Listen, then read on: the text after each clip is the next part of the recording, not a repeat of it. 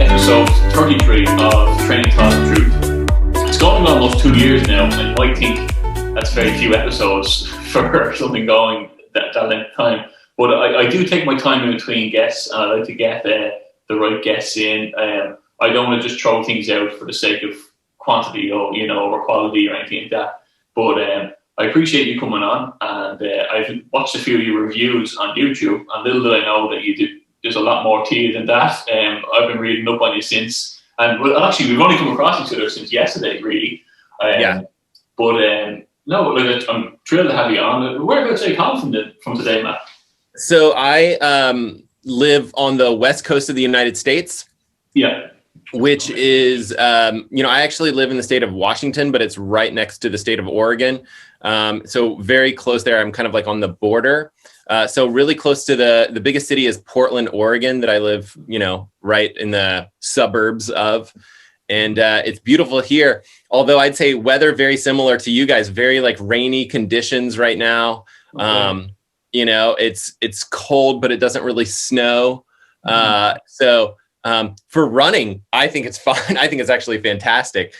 We have like beautiful mountains, and we're pretty close to about an hour to the ocean and another hour to the mountains where you can ski and things like that. So it is a great location in a lot of ways, but it is also dark and rainy during this time of year. Yeah, it's pretty. The last few days here have been a bit of snow, a bit of ice, and it's actually a bit treacherous to go out on the road, in the footpaths even. My guest actually is Matt LeGrand.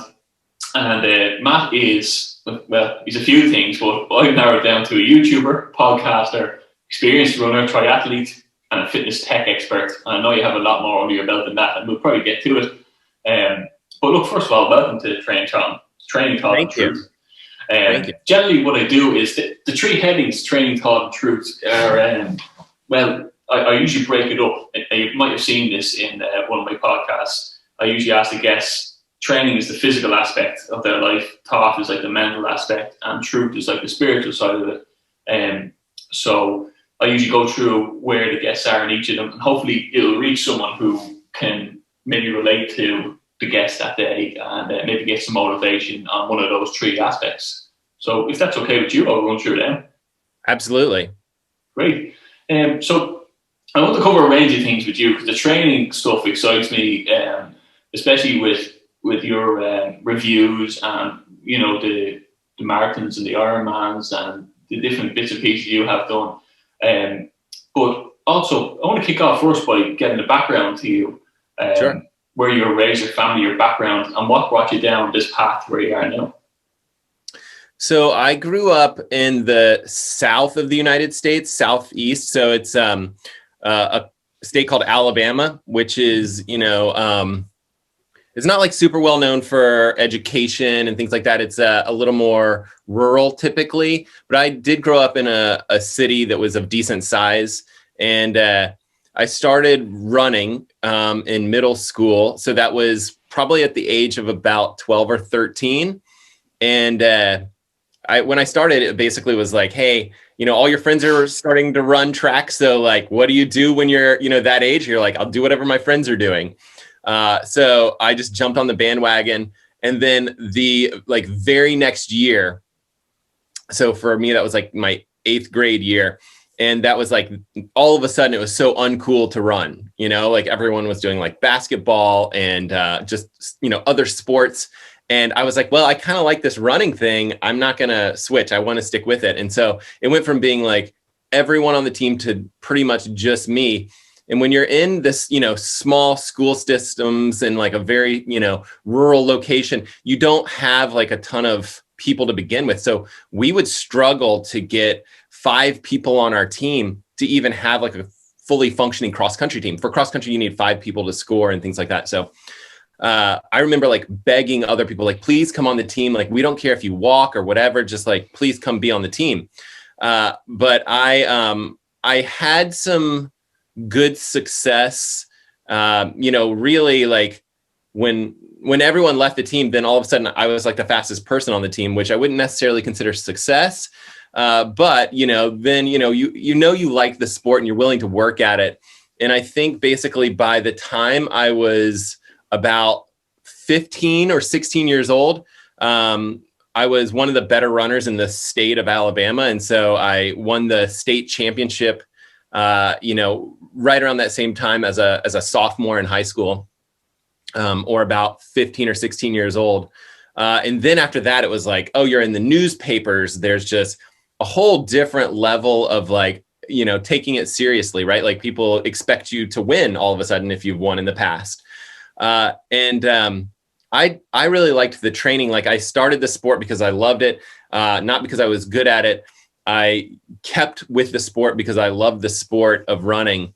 And, you had these dips of, falling in love with it more and kind of feeling too much pressure with winning and things like that. But I won the state championship a couple more times and then went on and ran at university level, which was really like the goal at that, when you're in, high school or whatever. It was like, can I make it and run in college? Because I want to keep doing this thing that I love. And so I was like, I really want to do that. And then it looked like I was going to be able to do that. And then it looked like, can I be, Division I, which in the United States, that's kind of like the top level of, university competitive athletics. And it was like, okay, I think I can do that. And I made a Division I program, and I was really just happy to be a part of that. You get to travel, you have, a whole different university team, just a lot more fun and enjoyable than kind of being on a small team in Alabama.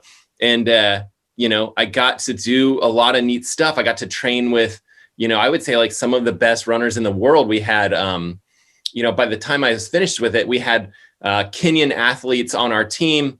One of the guys was an NCAA champion. He went like 13:10 in the 5K, which, that's still fast today, but back then it was just amazing that anyone could even run that fast. So he was like a multiple time NCAA champion. And this is just a guy like, oh, you get to go run with him anytime you want to. So that was just a neat experience. I really, after college, it was like, okay, well, how do I keep this going?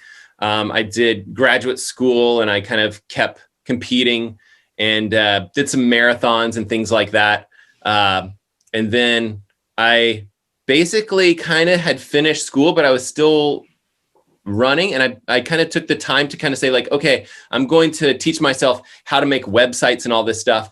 At the time, not many people were doing that, right? So it was like, if you think back to, that 2000 kind of time frame, like if you can make a website, like who are you? You're crazy, right? Now it's like, oh yeah, give me 5 minutes and I'll make a website that was 20 times better than what we made back then.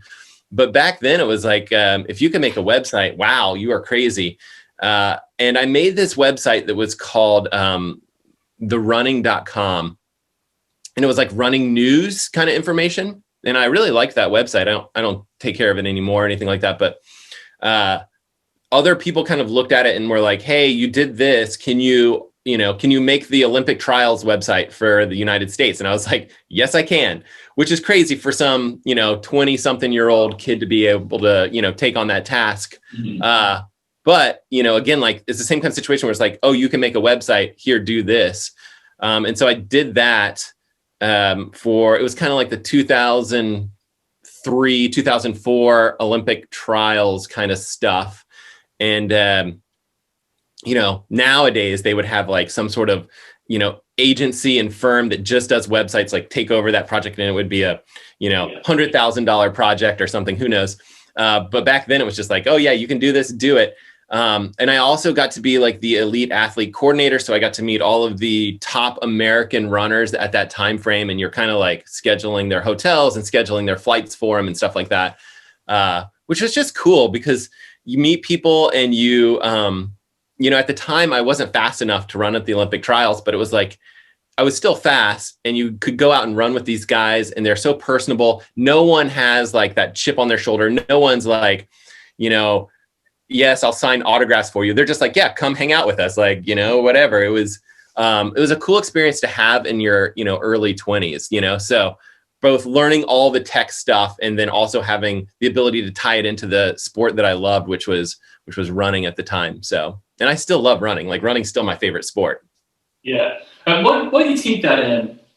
Why do you think that you excelled so early on at it? Do you think that's something in your genetics? Is that from your family history, or do you think that you just had a better work ethic at the time? I would. So that's a tough question because, so growing up, I think you know, you're in it and you're like, I only am good because I work hard. Like, I'm, you know, like, there's 1,000 other people that are significantly more talented than me. The only reason I can run with these people is because I work harder than everyone else by a significant margin. And I think there's some truth to that, but I also think that the flip side of the coin is like, there's a lot of people that are less talented, just flat out less talented than you. And now I actually coach at the high school that, you know, is close to me here. And you see that, you know, very, very talented kids. Like, we're really lucky that we have a lot of talent, you know, talented runners, kids that are very close to that 4-minute mile. And that's just a very high level of talent that doesn't come around very often. And our school seems to just attract these talented runners. And then you know, again, we have a huge team. We have like 150 kids on our high school team. And so you also see kids that are there to participate, kids that are there to, and they struggle to walk for 5K, you know, much less run a 5K. And so you do see like very different levels of talent. And for me personally, you can tell like, okay, I wasn't a 4-minute miler. Like, I never had that talent. And it was just like, no matter how hard you would work, I would never get there. But at the same time, like, you're not the guy that's struggling so much that he couldn't run. Like, some of it's just like, I wasn't overweight. I was a lean little kid. And so I think there's just different levels of talent. And, you know, I think maybe I was somewhere in the middle.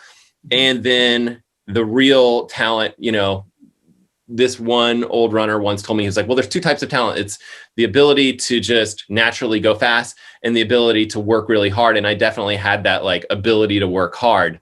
In college, I was notorious for doing 100-mile weeks or significantly more than 100-mile weeks, kilometers, you know, 150 kilometers or even like 200 kilometers per week. So ridiculously large volume as far as running goes. And I think that helped me kind of be competitive at that Division I NCAA championships type level, even though I surely like should not have been racing with those guys based on talent. And so I would say like some of both.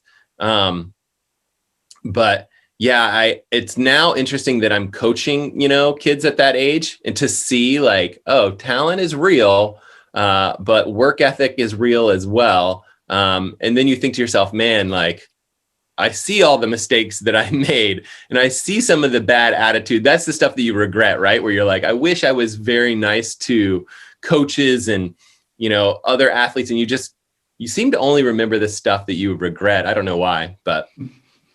Yeah, but you know, as well, though, I'm sure you must have seen then the likes of the sports technology come on very quickly, because you would have seen it from an end where there was practically no sports technology almost. Nothing. Yeah. And even the runners were probably terrible for feet, you know, at the time.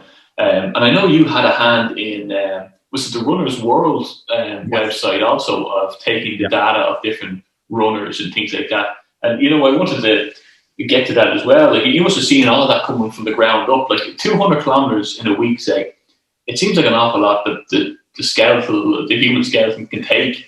And is there an amount that you've seen that has helped that? Has technology helped running compared to what you see with the young lads now? You probably see them with the best of gear on, and you probably all had, it didn't really matter what pair of runners you turned up in at the time.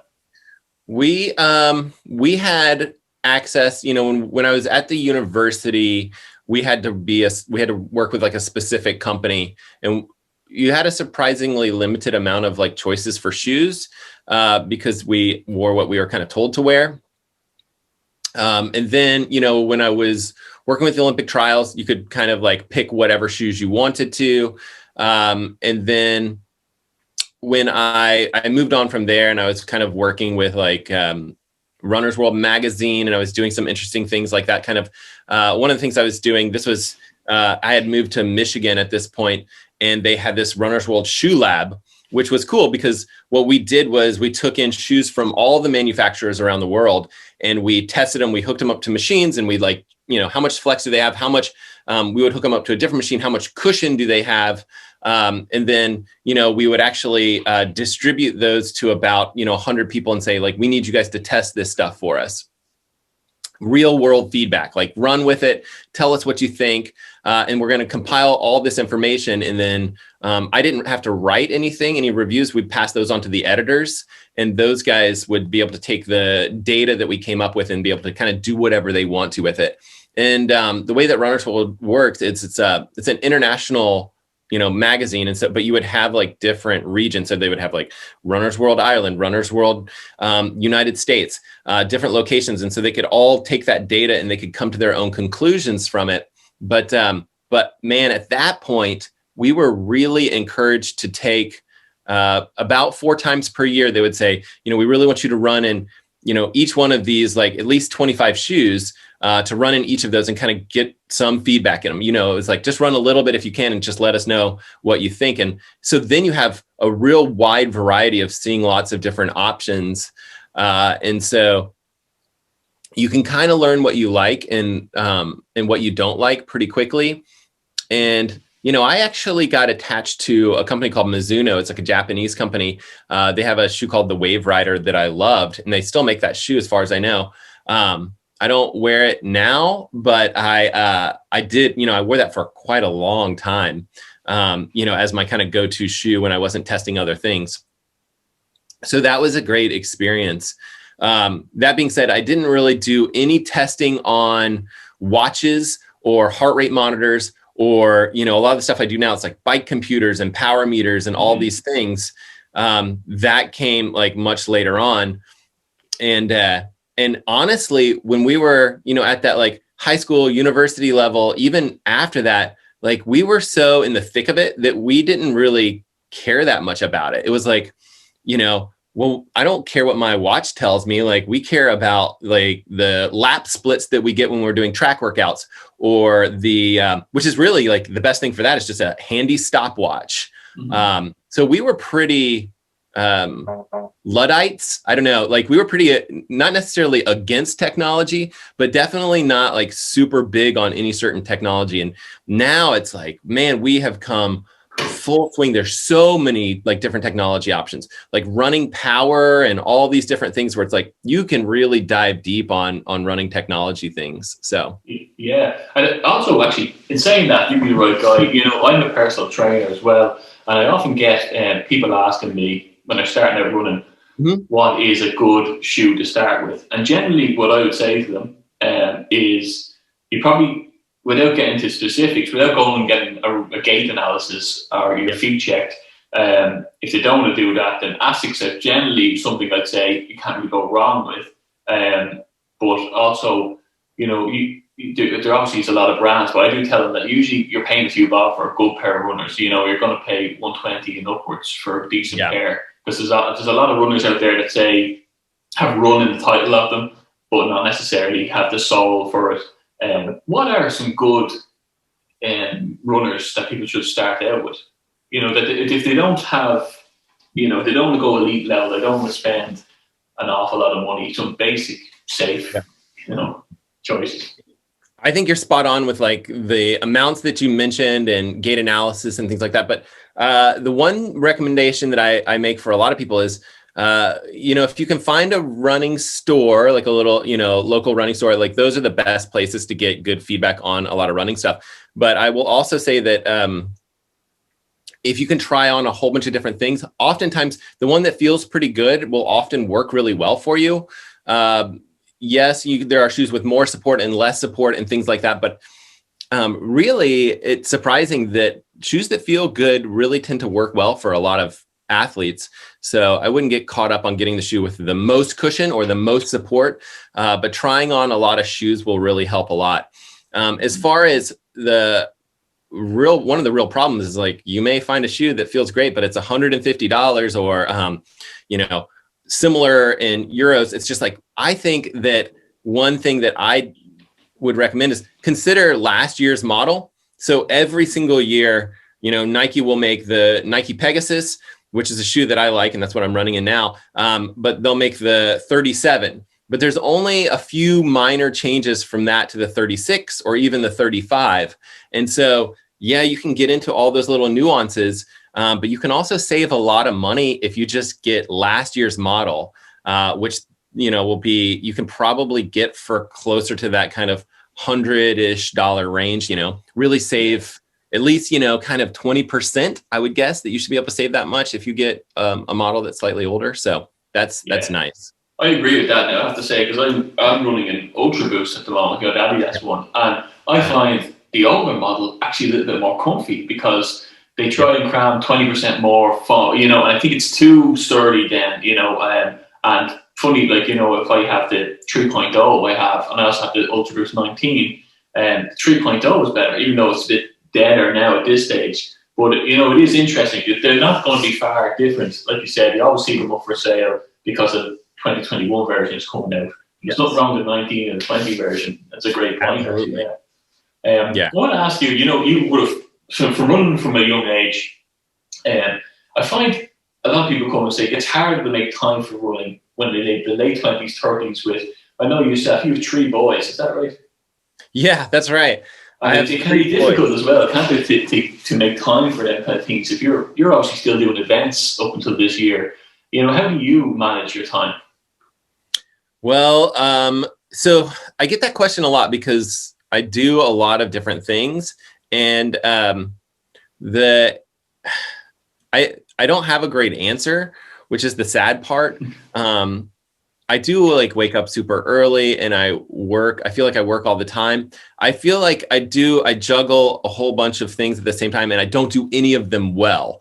That's my sad answer, is like, oh, well, you do this YouTube thing, you have a job and you have 3 kids, and right now I'm actually homeschooling all 3 of them because their school is kind of on hold, and that should change soon. But, I don't do a good job at it. Like, you feel horrible all the time because you're like, well, the most important thing is taking care of my kids. And right now, like, I really wanted to chat with you about this. And I'm like, okay, well, you guys can watch a video today. It's while we're recording this, it's a Sunday. And so it's like, I'm fine with them kind of taking a little bit of time and watching some videos it's kind of a treat for them. But they, I could probably be down there, working with them. But it's a tricky balance. My wife is out running her long run. We trade off a lot because we both think that exercise is an important part of our lives, as part of our like mental health. And so our Sunday long run is very, very important to us. And so we kind of take it seriously, and we trade off with the kids that way. I'm lucky that the kids are a little bit older. When they were even younger, like babies, it was much more hands-on time. And you couldn't really sneak off and get any work done or anything like that.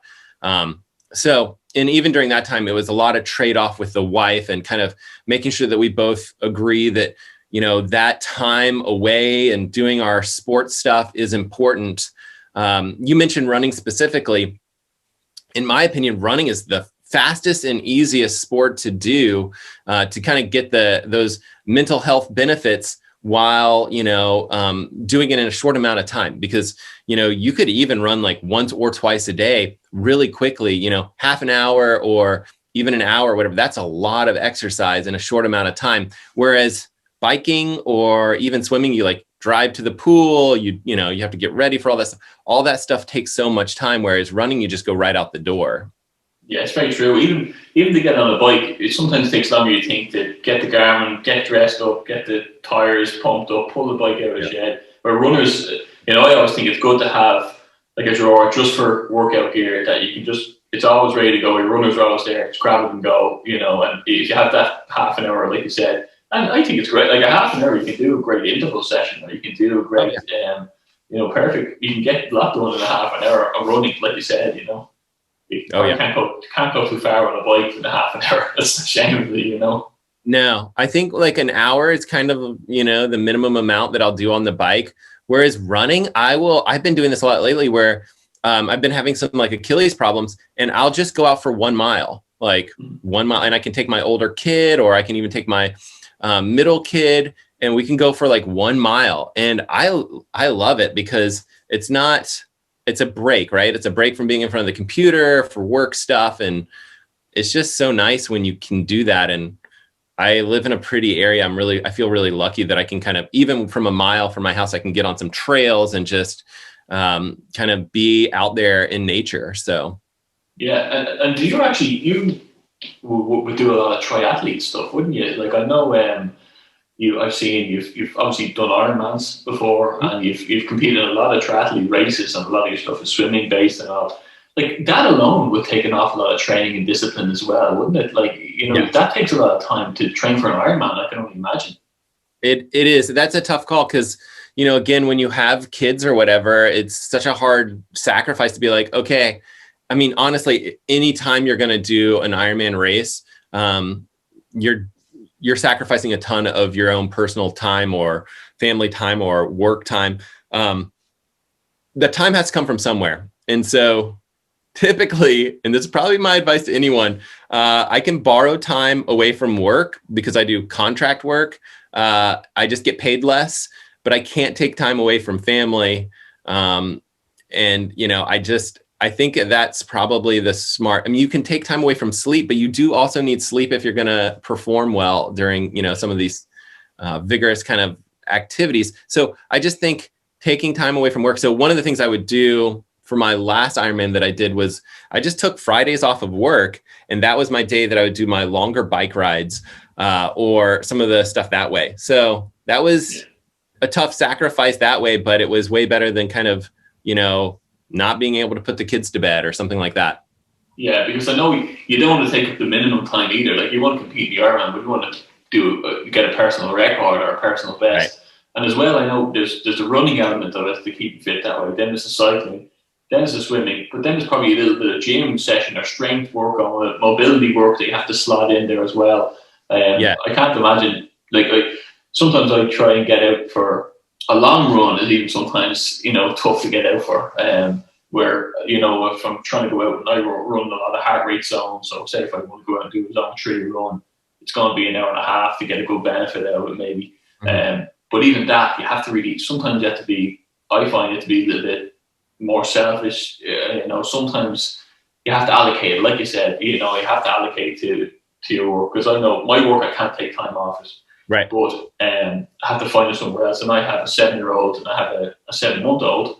And that makes the sleep side of things difficult as well, and I find my performance seriously altered, Yeah, that's a tough time frame, right? The 7-month-old, it's like, there's a lot of work there for sure. It's still, I think, worth, the parents, both of them, to just get some outside time and some time away. Those are really tough years for sure. What about, you're talking about sleep there. Do you have any tips on combating fatigue? Because I know, sometimes when you have kids like that, really, there's a lot of people like that. I find, as a personal trainer, a lot of people come to me who are in the age range of, they have their kids. Now, some of them might be grown up, but some of them are younger as well. And they're combating the lack of sleep, and the motivation obviously takes a hit. If you don't get that solid, I need a solid 7, I think, to be good and strong. But there is ways of kind of, if you wake up shattered, there is ways of kind of reversing it before you get out for your training. Do you find any pro tips on beating fatigue?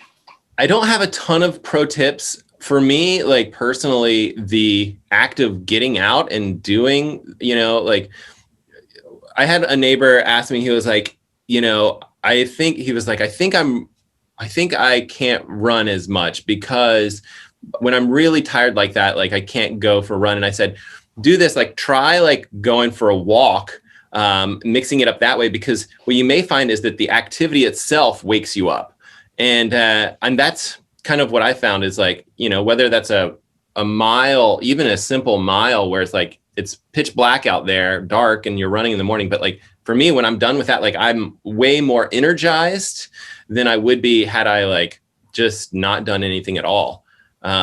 I worry about, you know, like using caffeine as like the cure-all. I don't know if you saw I was drinking coffee, but I switched to decaf. I've been drinking decaf for a long time now. I do think that there's like real performance benefits to caffeine. So it's not that I have a problem with caffeine at all. I just don't know if I would want to like lean on it as a crutch for not sleeping, right? Like I think the sleep is important. You can't really neglect that and expect your body to continue to improve. Maybe occasionally you can get away with it, but I think if you're saying like, hey, I do really well off of 7-8 hours, but because I'm training for an Ironman, I'm going to do 5 or 6 hours. I don't think that's a long-term, like sustainable workflow.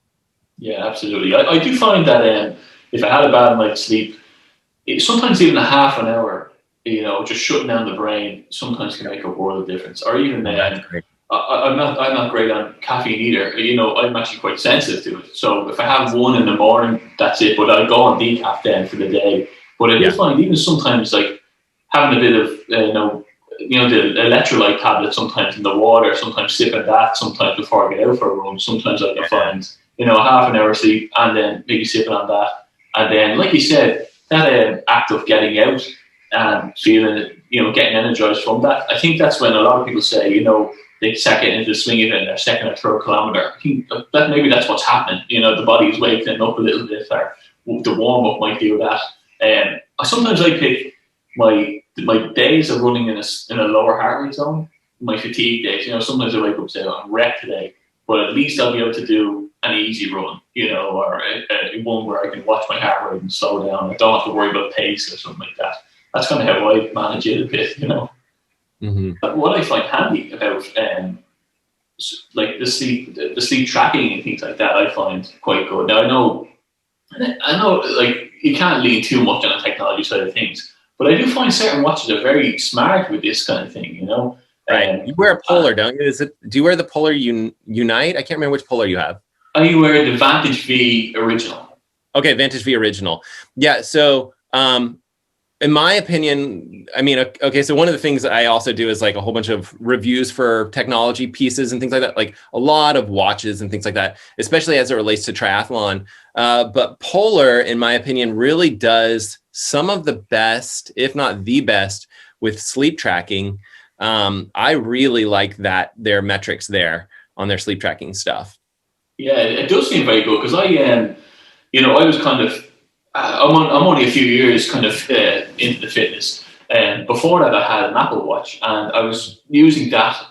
But it's a smartwatch with fitness features, I guess, and it can control your speakers in the kitchen, or it can, hook to your radio or whatever like that. And it's great. It does it perfect. But you charge it every day and you're worried about hitting it off a tree if you go trail running or getting muck in it. And that's why I swapped it.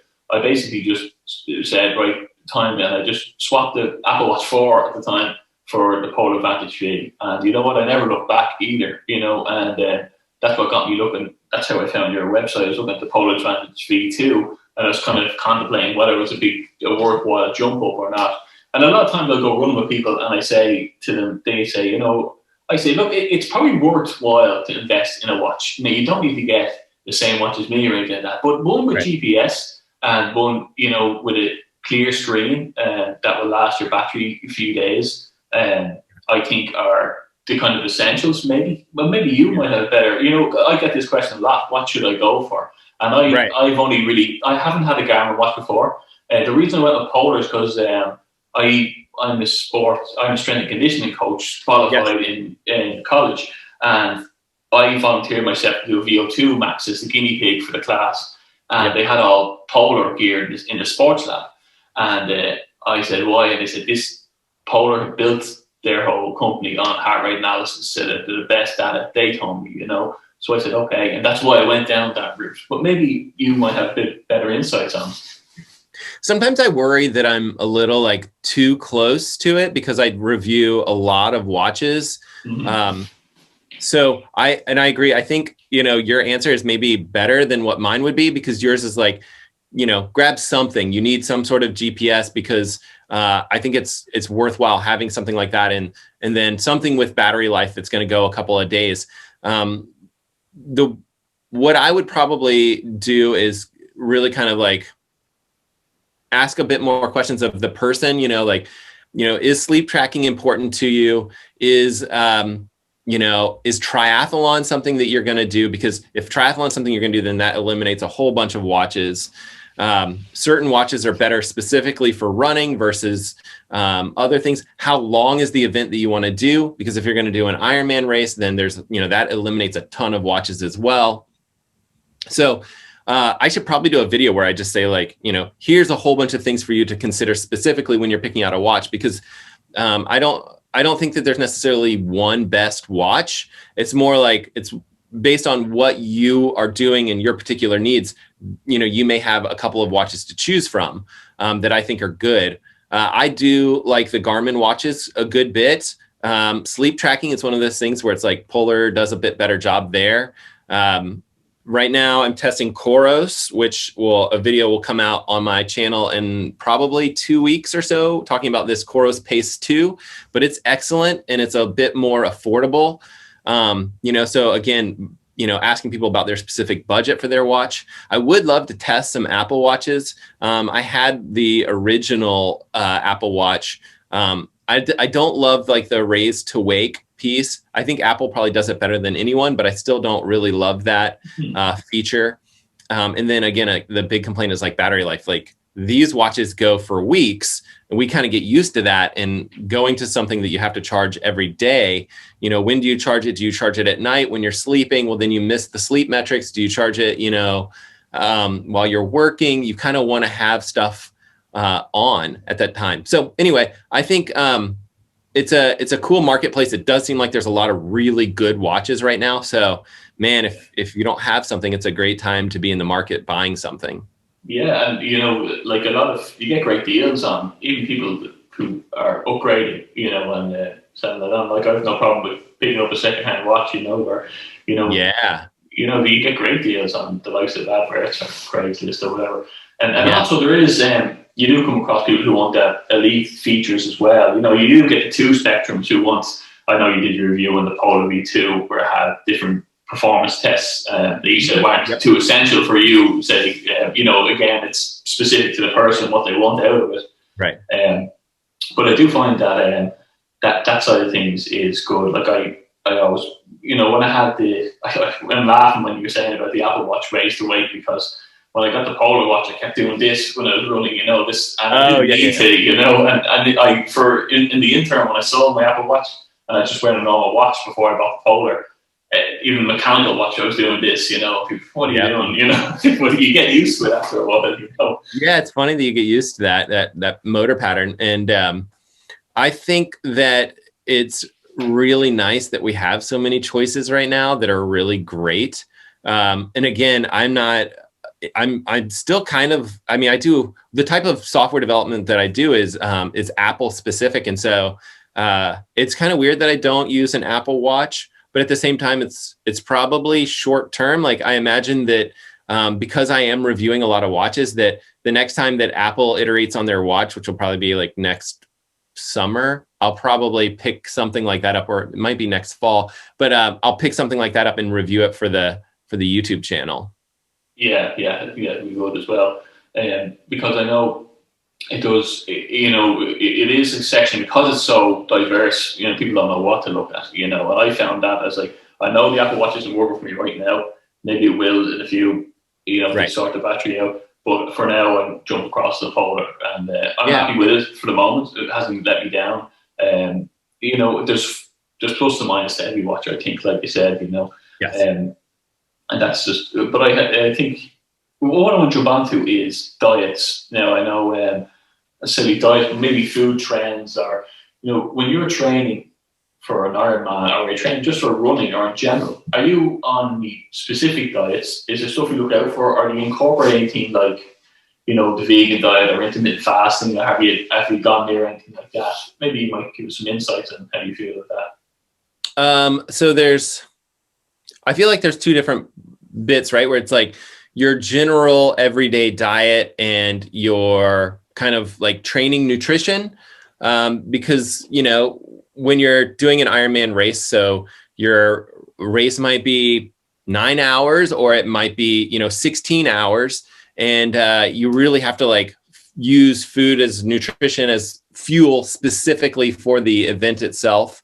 And you really need to think through like, okay, this Saturday, I'm doing a very long workout that's going to be specific to that adaptation that you need to be able to go for those super long races.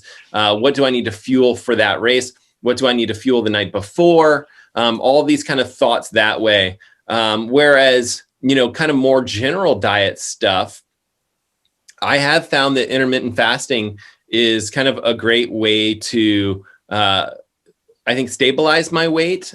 Not necessarily. I find that like I tend to gravitate a little bit heavier than I want to be.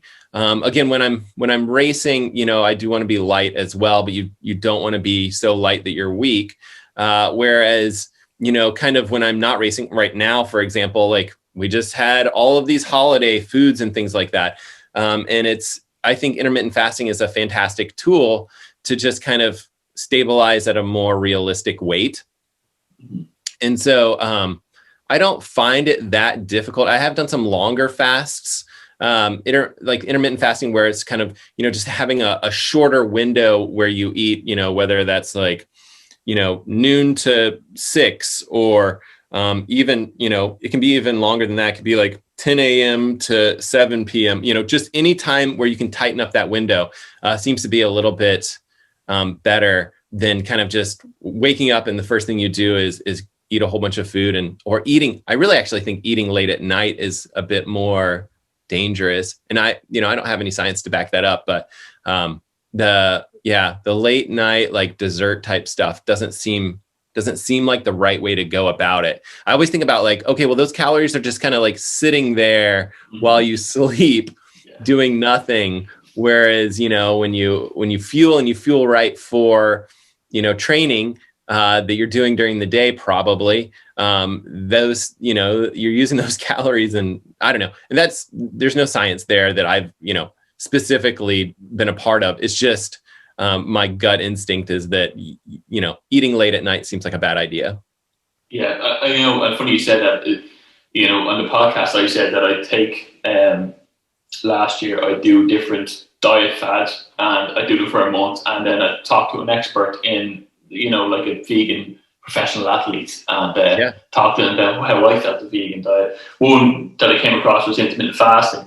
And it's the only one I didn't do for a month. I still do it. I've been doing it for a year and a half, and I found it great. Like I found it performance-wise, it really helped. Like what I mean is, if I finish a fast at 7 in the evening, start a fast, and I go for a run 15 to 16 hours into a fast, I found running in a fasted state, I was lighter on my feet, and where I thought I'd be more tired, but I'm only talking about 10Ks and things like that, not too far. But I didn't have the science there initially. I was kind of like, wow, what's happening there, and then my weight went down and my muscle mass maintained, to my surprise. And I found that I was sleeping better. And that's probably a lot to do with what you're saying about pulling the food back earlier in the evening, because I think our body, it processed the food overnight and it used up energy. As you do that, it's like going out for a lot of drinks and then eating a big kebab at the end, and then that all sits in your stomach and your body's working on it as you sleep, and you wake up wrecked. And probably if you didn't eat the kebab, it wouldn't be as bad. You'd probably be still crossing to drinks or whatever, Yeah. But I do think you're right, and I found the exact same way that intermittent fasting, I found, is a great tool. And it can sound, I say it to my clients sometimes, I obviously don't push anything on them, but I say, look, this is an option, and it's scary to a lot of people, especially the older generation. They're kind of like, oh, hold on, you're not starving yourself, and that, it's kind of like you're just pulling back your evening meal, right? You're extending your morning meal. Yeah, I don't find it hard at all. I've done some like really longer extended fasts, which are way more difficult. But I think the thing is, it's like what you realize is humans don't need to eat all the time, 3 times a day. Like that's crazy, right? Like if you had to wake up and eat and, you know, eat again at noon and eat again late at night, like if that's how you had to be, like humans would not have survived, you know, prior to the invention of the refrigerator. Like we just not, it's just not possible. Like and I don't think that when you really start to do it, that it's even that difficult. You can go a day without eating. It's really not that crazy. And people do think you're crazy when you say stuff like that, but that's fine. I don't necessarily think it's for everyone, but it works for me. And I, you know, I think that the science out there for intermittent fasting is really strong. You know, it's not only that, but like extended lifespan and all these other things that go along with it are pretty amazing. Yeah, no, I think it's a great tool, and like you said, it isn't out. You know, I think we do consume way too much food as well. You know, the snacking between the three meals as well. There's an old ancient Egyptian proverb that says we live by 25% of what we eat. I think it says, you know, and it's when you think about it, it's pretty true. I remember when I first started intermittent fasting, there was a cooked chicken on the counter in the house, and I had my dinner, and I hit my stopwatch for my fast. And I went out, and as a habit, I was going to go and pick at it. And then I was kind of like, well, why am I doing that? You know, like I'm not actually hungry. And it's maybe is it satisfaction? Is it the boredom? Is it, you know, you need to sit in the couch, and it's a habit that we need to have something while we're watching TV or something like that, you know. But I think it makes great discipline, you know, and it's like running, you know, where you put your body under a certain amount of controllable stress. I think it does the same to the body, and it boosts your immune system, your metabolism speeds up. And I like it because I think after the 12 hours, I just say to people, if you are doing a fast, maybe in the morning get out for a walk or a jog, because I think you burn quicker from the fat stores because your glycogen stores are depleted. So you're getting the bang for your buck then, you know, and then have your bit of grub, then we come back in the door. Yeah. For Ironman training, one of the, you know, tricks or tips or whatever, you know, you can do this, you know, fasted training, and your body basically learns to, you know, use fat as a fuel.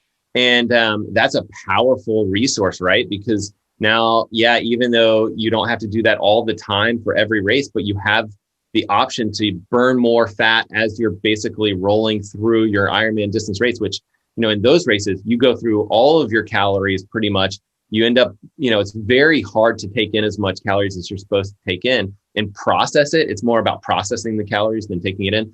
But being able to have this extra resource of having fat that you can burn and having your body know how to do that because you've trained fasted is such a fantastic tool. A lot of the pro athletes go that route. They'll do certain workouts fasted and other workouts fully fueled, just because you want to train your body to be able to handle other types of fuel sources. Yeah. There is one thing I find it great for running, but if I'm going in for a long bike ride, I find that's different. I can't really fast at cycling. Now, I have heard people doing it, but I always think of cycling as though, you know, if you go for 100 kilometers maybe or more, right, you need to reach for some kind of carbs, or else I find my body starts to shut down at that stage. Yep. Or maybe you're going past the sweet spot of it. Maybe, you know, would you agree with that? I find your numbers exactly right. Like somewhere that 100K where you're like, okay, this is where I need calories.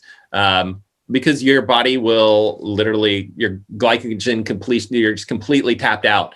And so it's just a matter of, you know, yes, bringing calories in and kind of taking it along the way will help you feel better through that ride, which I think is great because it's so much nicer to finish a ride feeling good than feeling absolutely trashed.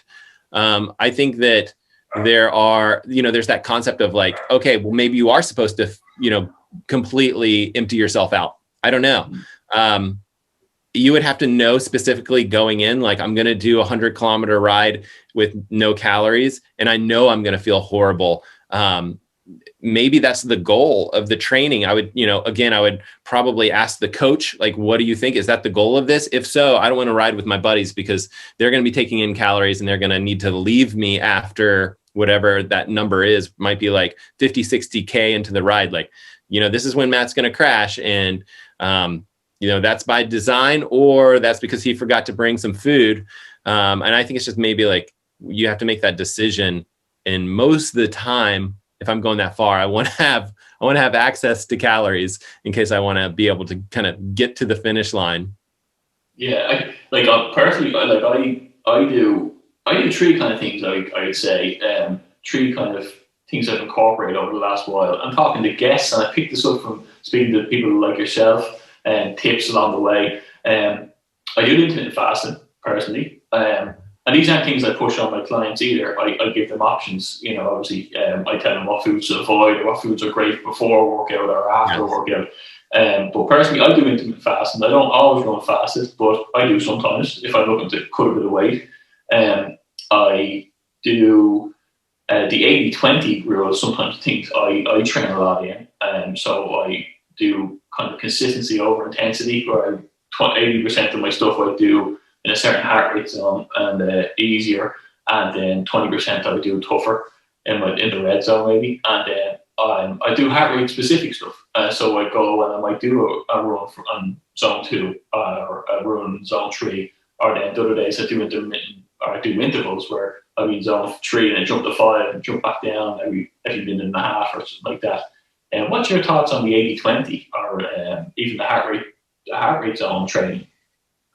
Okay, so 80-20 I like a lot. I feel like again, I always lean back on my history of like, okay, well, what did we do in, university? Like when we were training very hard to be as fast as we possibly could for, a 5K or a 10K distance. And if you look at the training, it basically is that kind of 80-20. You see us, people see us doing all this speed work, all this track workout, but what they don't see is that when we go out for a run, and it might be, 7 minutes per mile or seems very fast. It was very easy for us. That stuff was very, very conversation. Like we would be able to have a conversation with our buddies for all of these runs. So those are the morning runs that you don't see that well, or the evening runs where you're, out there doing distance with your buddies, just chatting it up. Even though it kind of seems like we're fast, we're really not going that hard. And then, only once or twice a week are we going and doing those interval sessions.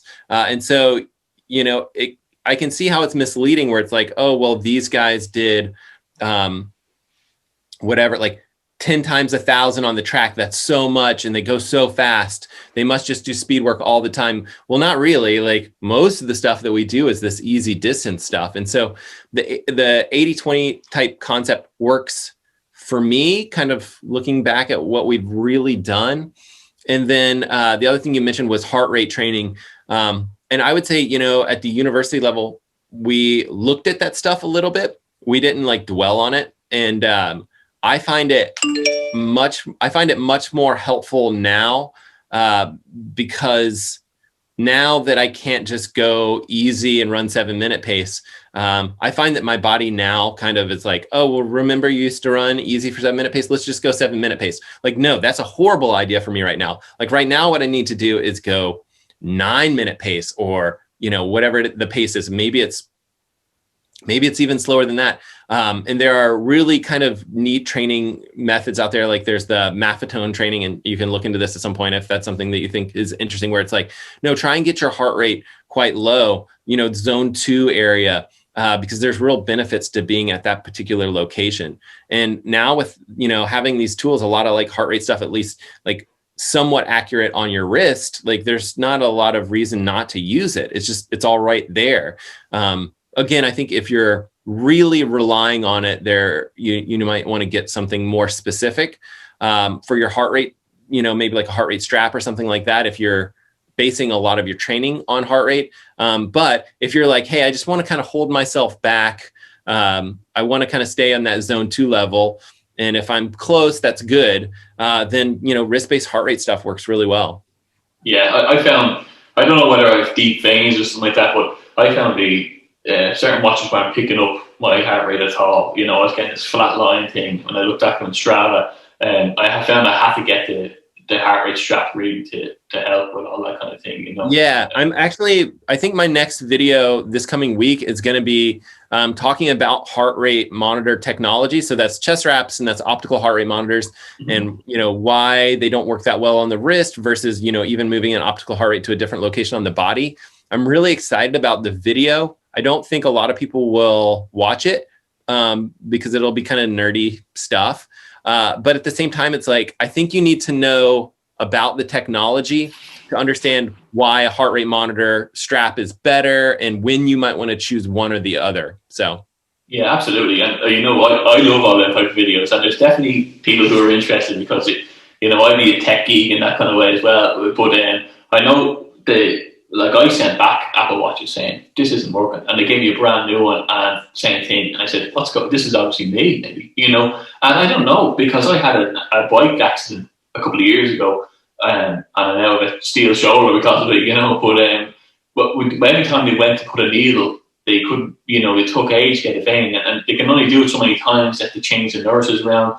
I said, maybe, they said they really deep veins, so maybe that's something to do with it. So I got one for the arm, to pair my watch to an arms monitor. That helped a bit. And then I end up getting the Polar H10, I think is the one I use for everything now.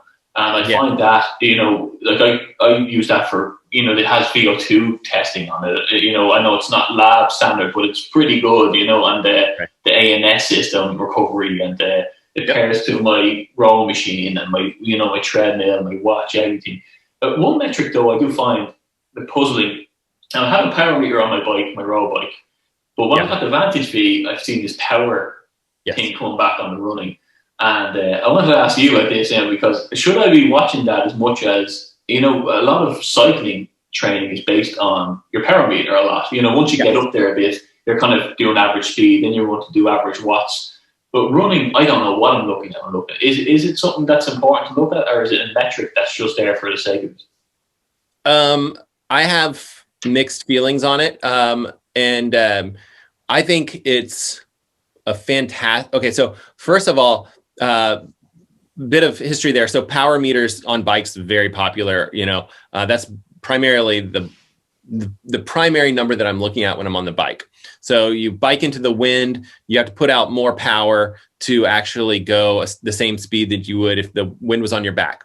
And so looking at that power is a more honest look at like how hard you're working. But the way that they figure out power, which is like the watts that you're putting into the pedal, is like what they have is like a strain gauge. So you can think about it like, a piece of metal bends a certain amount, when the metal is at a certain temperature based on how much pressure you're putting on it. So they measure how much power you're actually putting into the pedal. That's a real value that's, repeatable and testable. And it's a fantastic metric on the bike, and you can measure it in different locations on the bike. When it comes to running, there's not that same like spindle or location where you can just put a power meter. They've tried this. In fact, we actually had something very similar to that in the Runner's World Shoe Lab, where you would kind of have an insole in your shoe. And, again, it's like, okay, how much force are you pushing off with from the shoe and things like that. But it's not a great metric for running, just because you don't really have a strain gauge. And obviously there's no way to like measure from your watch, from your wrist, how much pressure you're putting in through your feet, right? So how is a power meter at all valuable? Well, the way they do that, and this is the way that the Stride Power Meter pod works that's on your shoe, and that's another product that we can talk about. But the same thing from your watch is they're looking at a couple of things. They're looking at like the accelerometer data. So, how things are moving, like how fast things are moving back and forth, how much you're climbing uphill. The Stride Power Meter is even kind of trying to figure out how much wind is involved when you're running. Again, the wrist-based ones don't do that. But you end up getting a number. It's really more of an algorithm, and they've calculated that number. It's an estimate of what they think you're putting out power-wise. And I think it's a good number to kind of look at because there's some real benefits to it, right? So if you run a half marathon race and it's uphill for certain sections and downhill for other sections, you can really kind of monitor how much effort you're putting in based on that kind of like, hey, I kind of want to ease up on this uphill because I don't want to overdo it. And then I can let myself go a little bit on the downhill. And those are going to be kind of equal efforts. Whereas like, if you look at pace, that's going to be a bad judge of effort, right? So power for running is good, but I don't put too much stock in like, being able to compare numbers or anything like that, because they're very much an estimate of power. Yeah, yeah. Yeah, because like I was obviously looking at it and I was like, well, should I put stock into this? I don't know. Maybe I'm not at that level where I should need to be worrying about it. But like you said, I do some hill runs and trails and mountain runs. We'll probably look at it more now when it gets to that kind of thing. Here's what I would recommend for you. I would say, like, go on some of your speed workouts and look at how much, because, you're on a level track. I assume you're doing your speed work on the track. But look at some of those interval workouts that you do, if it's fairly flat or whatever, and look at the numbers that you're holding and try to get an idea of kind of like what your numbers might be that you want to hold for races. Another test you can do is your functional threshold power, your FTP, and that's roughly your power that you should be able to hold for an hour. And then what I would do is when you get into some sort of half marathon or something like that, kind of give yourself a range of power numbers. And so, especially if you're doing like a hilly half marathon, and that's when you can be like, hey, I want to stay within this power meter zone. And I think that might be another metric where you can say, like, you'd probably do this with your heart rate, where you're like, do not go above whatever number, because that's going to be redlining it. And you don't want to do that early in a half marathon. You can do something similar with power. And I think you might enjoy that for, doing some races or things like that. Yeah, it's interesting. I know you have that BMC behind you, and I've seen other videos which you have the Trek as well behind you. The Trek, is it the Speed Concept? Is that what you had? Yeah. What you must use them for different types of races, do you? So the Trek Speed Concept is what they call like a time trial bike. Some people will call it a triathlon bike, which has aero bars, and that is a lot faster. And so you're basically kind of leaned down over the bike, and you're in this, what they would call an aero position.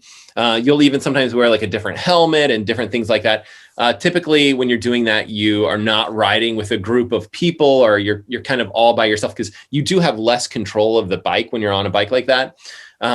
But a lot of people will say, well, if that bike's faster, why don't you just have that bike? Why don't you just use that bike all the time? And the reason is because, well, some races, if you're doing a bike race, they won't allow that bike. They're not that safe. If you're in a pack of people and you fall down, then other people are going to fall over you. And then the other reason is, when you're climbing, those bikes tend to be a little bit heavier. Most people are more comfortable on a road bike, like the BMC that's behind me right now. And so I do like it. I do like to have both options. Really the time trial bike is what you would use for triathlon racing. And I actually do train with it a lot as well, but I just kind of go and do my own ride by myself when I'm using that bike. I tend to not ride with friends in tight configurations or anything like that. Yeah. And I guess we're typical. I've an older style Trek. I don't necessarily hold stock to any particular brand, but I do know when I started out on a Carrera years ago, a relative said to me, we can't go wrong with a good, decent Trek bike, and a carbon one maybe or something like that. So I ended up going into the 1 Series Trek, and then eventually got a Madone 5 Series, which I use at the moment. Yeah. Now it's an older one. I think it's a 2006 Armstrong spec kind of thing, but it's still a great bike.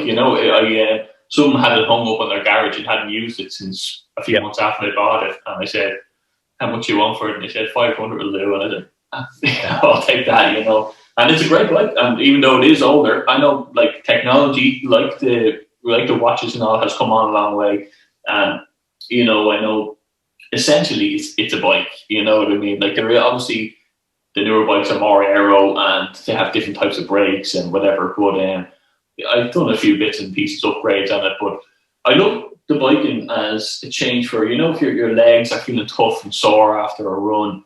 It's like that lesser impact sport as an alternative. And actually the mountain biking I've got into recently as well. It's just a different way of keeping motivated for getting out. Do you do any mountain biking stuff? So I saw some of your mountain biking videos, and there's some really cool stuff. Like you have some like drone videos and stuff. It's super cool. I just got a mountain bike about a month ago, and it's it's a crime really because we have so many good trails like right outside my door. I don't have to drive anywhere to go mountain biking. I can just go right from the house, which is really why I decided to, suck it up and get a mountain bike. And my buddy was, selling his same kind of situation where he was like, hey, this one's just sitting here in the garage. I have a different mountain bike that I use.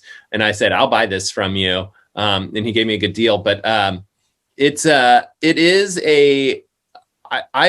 I like mountain biking. I find that I get a better workout from being on a road bike because you're doing more like that cardiovascular stuff, whereas the mountain biking is more maybe fun and challenging with kind of, keeping the bike in line. And then I completely agree with you when it comes to like the road fatigue. You can go bike 100 kilometers and the next day your legs might be a little bit sore, but they're not beat up at all. So it's a different kind of soreness.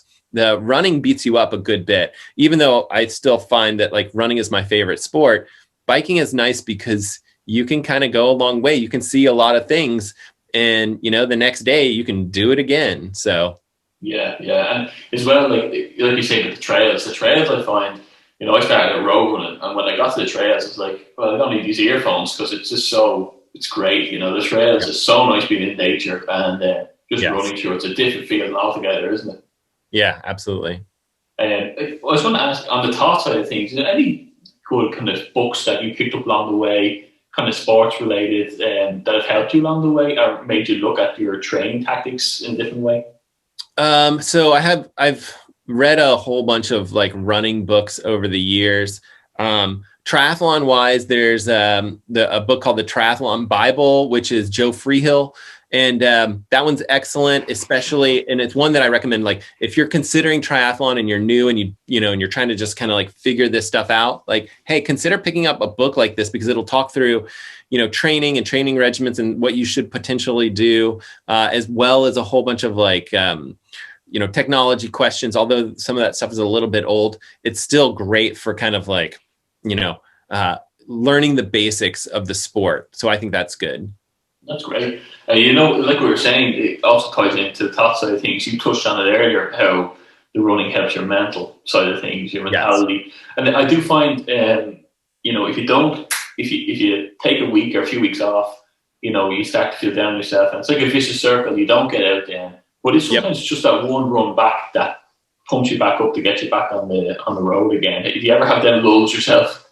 Absolutely, yeah.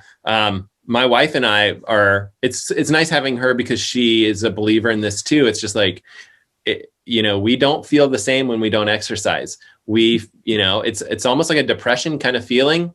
And we're not as good at being patient with our kids. And I almost think of it like a medicine. It's like, you need to go take your medicine, go out there and do something, please. We need that in our life. And so I have a really hard time with taking time off. It's nice having 3 different sports and, like you said, and strength training and, stretching and conditioning. It's nice having the variety because you can, if your Achilles is hurt, well, then you can go swim. There's so many different things that you can do to kind of get that, to fill that need of exercise. Running is my preferred, but I also think running beats you up a little bit. So. Yeah, it is true. Running can be tough on the joints. And I do think I remember you saying earlier that you're doing 100 kilometers in a week and all. I think you have to get to a point where you really have to condition your body to get up that hard, don't you? You can really hurt yourself by taking on too much too early. Yeah. And that's always dangerous where like someone sees, oh, well, Matt did 200 kilometers in a week. I'm going to go do that. That's not going to work. You're going to kill yourself. It's because, I did years of that I was able to do it. And, and it's just like, I don't necessarily think that there's some magic number that's perfect. It's kind of like you want to increase, probably similar with weights, right? There's no magic number for weightlifting, right? Like you have to slowly increase your tolerance for the weight that you want to be able to work out towards. And so it's just, it takes time. And I think a lot of people forget the fact that it takes so much time. Yeah, it's true. And I think you have to kind of just focus on your own results like I love Strava, and I love seeing the stats, and I love the community element of it. I love that it's not just a Facebook post you're liking from someone else ranting about something. It's you're liking the fact that they got out and they did their run, and it's a motivational thing. But as well, the only downside to it is I think some people who are only starting out are a bit low in confidence, are kind of looking at, like, I can only do 2 kilometers a day. I'm going to put that on private, or you know what I mean? Where it just, I find the running community is a great community. It's the most welcoming community, and I hear that from everyone everywhere. You know, everyone just wants other people to progress the way they do when they start out. People are at different parts of the journey. Yeah. Yeah, I think so. I mean, I've been doing this where I like post my 1 mile, midday run or whatever it is, or morning run or whatever, and it's like 10 minutes for a mile, and people are like, "Good job." I'm like, "Okay, I guess." You'd think like they would make fun of you or something like that, but no, everyone's been okay with me, saying, "Well, I'm coming back from an Achilles injury. I don't want to push it." So I think people understand, especially. It might be different if they were teenagers or something, but I think most of the people that are on Strava are adults and, are pretty respectable. Yeah, and I think as well, if you're not feeling that good and you manage to get out and do a slow run or a short distance, you're lapping yourself who's sitting on the couch last week who wasn't doing anything at all, And that's why I say you don't need to always get a personal best every time you go running. Get out, once you move, like, it's going to add to you. And like we said, but the low heart rate zones, even stuff like that, where you're out doing a fast walk or a slow jog, has great benefits to your aerobic, base in the long run. Yeah, I was going to say the exact same thing. Like my buddy who was a collegiate 800 runner. So very, very fast guy.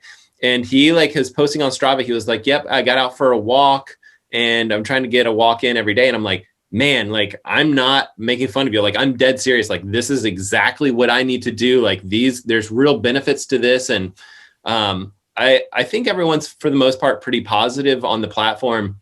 And I think that, people like me that were fast and they're slower now, I think probably have a little harder time. But I think we are all still kind of like trying to make progress, trying to get better with every single time that we go out there. And it is, like you said, so much better than sitting on the couch. So, yeah. And I found as well, when I was training people who are getting into it, I was getting a huge benefit, and I didn't realize that I was going to do my own stuff. Say I was training, I had 16 or 17 sessions in a week, where I was training people who, my heart rate wasn't going up, but, they were running and then stopping and then going again at the next section, and then doing a little bit of core work with them, where it wasn't putting my body under much taxation. But then when I went there running, all of a sudden, I was breathing through my nose and I was running up hills, and I was like, obviously doing that with them is still counting as a lower intensity form of exercise for me also. Yeah, that stuff is hugely beneficial. So, I mean, I think it's great that you're getting that in. I want to jump on to truth, which is the third aspect of the podcast, which is, I guess, the reason I added this in, I think years ago, I used to say, not years ago, but a while ago, I used to say that if you had if you're mentally and physically prepared for the world, you're doing well. I definitely added the spiritual thing along the way because I found it was lacking. I think they're all tied in together. It's like we're talking about the running, the physical health, helping our mental health. I think, the likes of, finding, being in a dark place as well and pulling yourself out of that can help as well. And I know it means different things for different guests. I particularly have a strong faith in Christianity, and that's kind of based on the kind of road to Damascus kind of moment I had a few years back. And I get great gratitude now since then. I try and make myself a better person in the long run. I like to help. This podcast is kind of, I probably wouldn't have done it if I hadn't had that experience. This personal training, I don't think, I get it. I think that's I love seeing people, get out of that darkness and get themselves moving and feeling better in themselves. So when you see that person changing, or if it's losing weight, or if it's, whatever it is mentally, I find it great.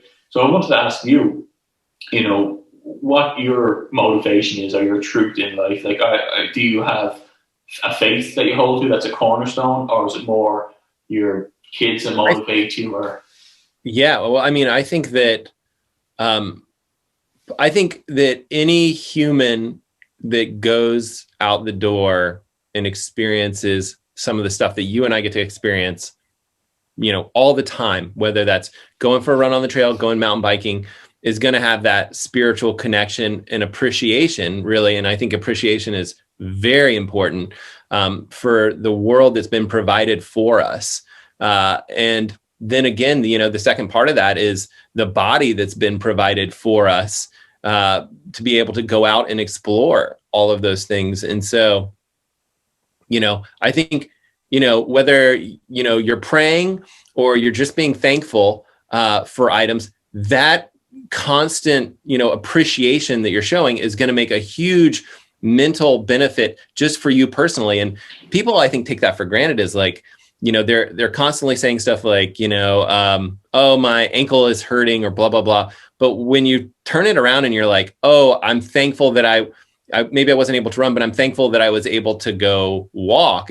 Just having that appreciation or saying like, a prayer and thank you so much for the opportunity to, be out in nature, amongst your creation, I think is huge. So, one of the things with my YouTube channel is like, how do I encourage more people to do, these three sports that I love? Because it's about being out there and doing stuff. And if someone were watching my video and they were like, close the laptop, I'm done with this, I'm going to go outside, then that's a huge win for me. Even if they don't finish the video, it's like they went out there and they were encouraged to go and, maybe use the watch or, just see the trails. And I work hard on the videos themselves because, again, you're trying to capture that, like, oh, how pretty this area is, or this, the beauty of being out there.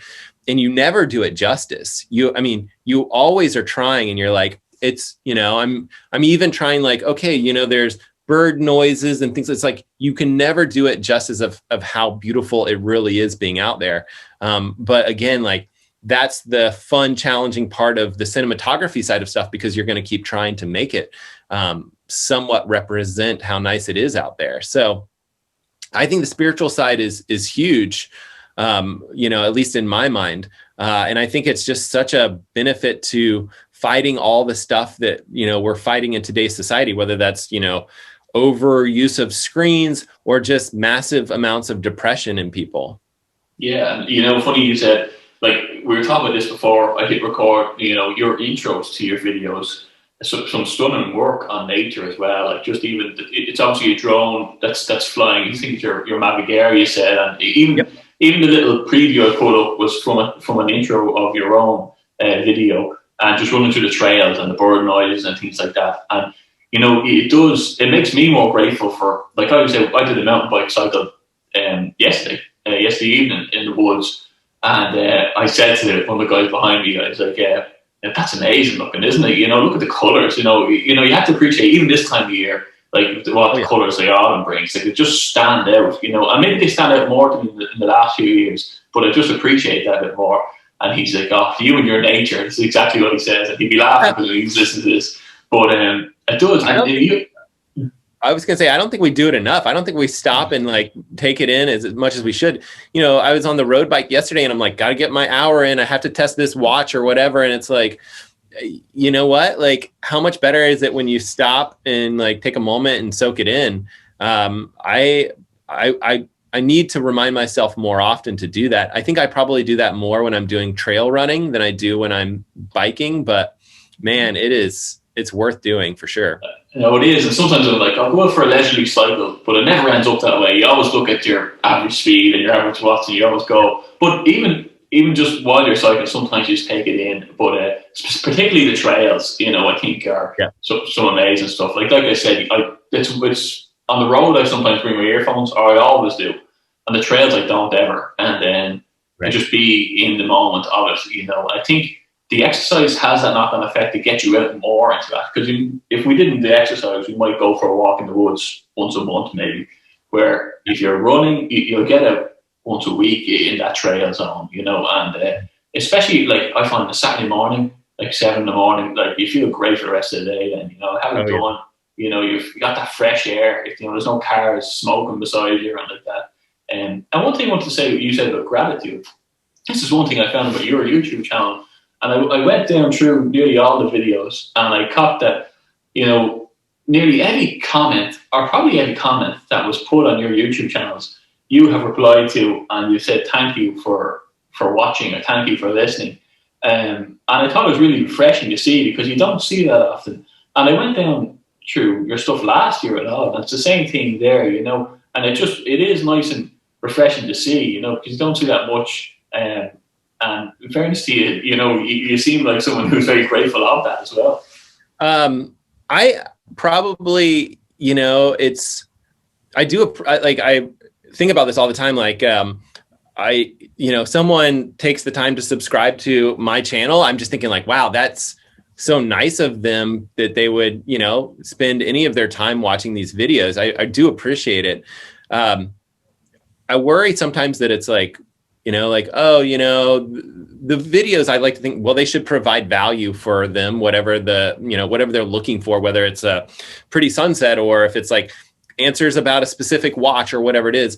And so I do want to provide value, but at the same time, I also am appreciative of their time. They could watch, anyone else's videos, and they chose to watch mine. So. Yeah, no, and it is something, and I've actually subscribed to it as well. I actually found that you've done you also have your podcast, with your four friends, the Dialed podcast, is the cycling based one. I know you say you try sneaking in the triathlon stuff in there as well. But like even that, when I heard the intro and the different range of experiences you have, it's really something I recommend to other people listening now, because it has really great stuff in there.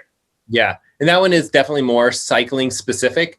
And it's nice because it's a lot less work than the videos. I just kind of consider it like my social hour, where like these are my buddies and we sit around and we chat, and it's much more loose. Whereas the videos are, a little bit more edited and polished. So yeah. And I think, have you found it hard with the COVID, has that gone on hold because, just meeting up and all the rest? It seems like everyone knows someone with it, and there's lockdown or there's isolating. Yeah, we have switched to Skype a little bit. So the more recent episodes are, I think like occasionally we can get together. It just depends on like where we are with like lockdowns and things like that. But right now I've been kind of Skyping into the podcast, which is not as great, right? Because like it's always better to be in person, sitting around having these conversations. But it is something, and Zoom is fantastic and Skype is fantastic. They're great tools for where we are right now with COVID. Yeah. And just on that note, I know a few friends of mine, and, people have been texting me saying, look, their mood is a bit lower at the moment, where they were making some progress with their fitness. They're finding that hit. They feel unmotivated to get out. I know we're facing this again, 2021. We're going into this year. I know in Ireland it's the highest cases this week than ever. And it's almost a year going. But as someone who is an athlete and constantly kind of on the game and running, do you have any kind of tips to keep that you're going to use to keep yourself motivated in this coming year? Well, here's one that's not a great tip, because it could end up being a disappointment. But I do think that signing up for some sort of event, right? Hopefully it's in the summer or the fall or something like that, where there's maybe a chance with vaccines of the event actually happening. But I think the action of signing up for an event will motivate you more than you would think. So you sign up for something, it's on the calendar, you penciled it in, and you have to perform on that day. Now, the race is highly likely to get canceled, right? But you could do a virtual race on that specific day if it's canceled, right? Like, let's say you sign up for the London Marathon. Probably not going to happen, right? But once it's on that calendar and you have to be ready for a marathon, just the act of having the training and all of this stuff working towards that goal will be, extremely motivational for you. And I just think that you may get to the day and you may do that marathon virtually or on your own or whatever, however you want to do it. but that's great. And that's a great accomplishment and everyone should be proud of that. But it's the training and all this time spent building towards that that's maybe even more valuable than the actual race itself. And I don't think that there's, you have these race medals that people are so proud of. I've got some like behind me, but it's like, it's the training and things like that that you're most proud of. And the medals and things like that, maybe they just represent, the work that went into it. So I think putting something on the calendar is good. Yeah, and there's an old quote as well, like by an old singer of mine, it has to be the going, not the getting there. That's good. You have to enjoy the building towards something rather than the result necessarily. Yeah. And as well, like, I guess when people are working from home a lot, and they're probably saving an extra bit of fuel money, it's probably a good time to jump on the virtual stuff, like getting a turbo trainer and getting into the Zwift side of things. It might be an opening there, either if they don't want to face the winter weather. Yeah. Yeah, absolutely. And you do a bit of Zwift as well, don't you? Yes, I do. I do. Probably I'm on Zwift about 3 or 4 times a week. I don't love it as much because, again, like exactly what we talked about before, we were talking about like being out in nature and how beneficial that is. But Zwift is way better than not doing something. And right now it is quite rainy here this time of year. And so it is very much worth having, these tools to be able to exercise, really whenever you want to. So, yeah. Well, listen, Matt, we've gone through the tree and some great tips and insights there. And I know people already who will really get great benefit. I've gotten benefits and I'm going to look up a few things myself. And I'm going to stay dialed into the Dials podcast as well. Oh, cool. Yeah. And look, thanks very much for coming on. I know everyone's time is limited these days and everyone's very busy schedule, and yourself, especially with being an athlete and making your videos and the kids and whatever else, So much appreciate you coming on today and sharing a bit of insight, and hopefully it'll reach a few people as well. Yeah, you're welcome. And thank you so much for having me. No, that's great. And listen, we'll keep in touch again anyway, Matt. Absolutely. Yeah, thanks. So Matt LeGrand there. Thanks very much, guys.